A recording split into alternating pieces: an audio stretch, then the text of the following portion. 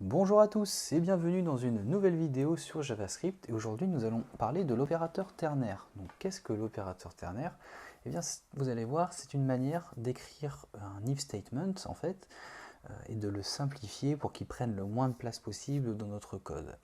Donc on va créer un tableau qu'on va appeler donc movies donc pour les films et on va mettre Titanic, Star Wars, on va mettre Star Trek, Avenger, Avatar.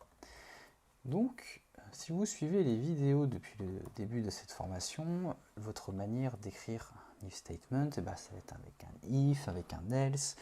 Par exemple, si on voulait retourner uniquement les éléments de ce tableau qui contiennent moins de, disons 1, 2, 3, 4, 5, 6, 7, moins de 10 caractères, là on en aurait 4 et 8, on va pas réussir, on va dire moins de 8 caractères, vous procéderiez de cette manière. Vous seriez en train de faire vos const, du coup avec, vous serez en train de faire short movies par exemple,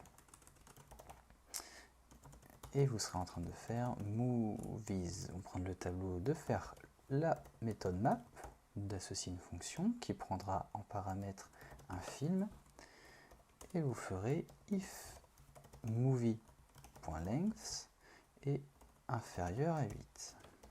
Voilà, 8 caractères. Vous ferez un return de vidéo.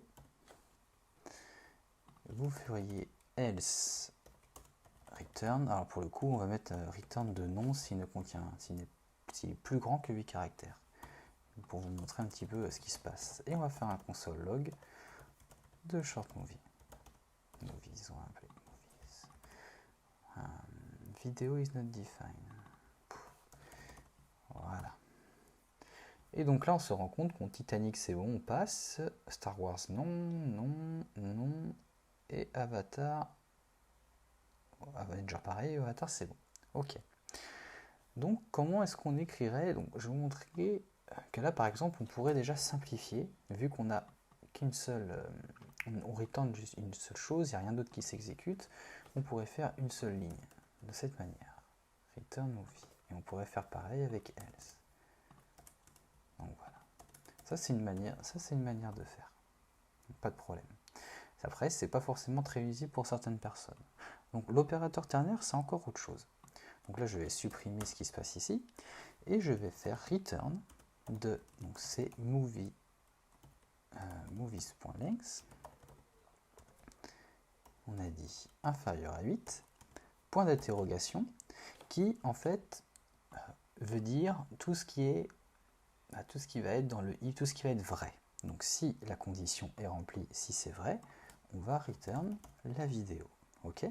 Et si ce n'est pas vrai, donc le else, on va faire les deux points et on va faire non, comme ce qu'on a fait tout à l'heure.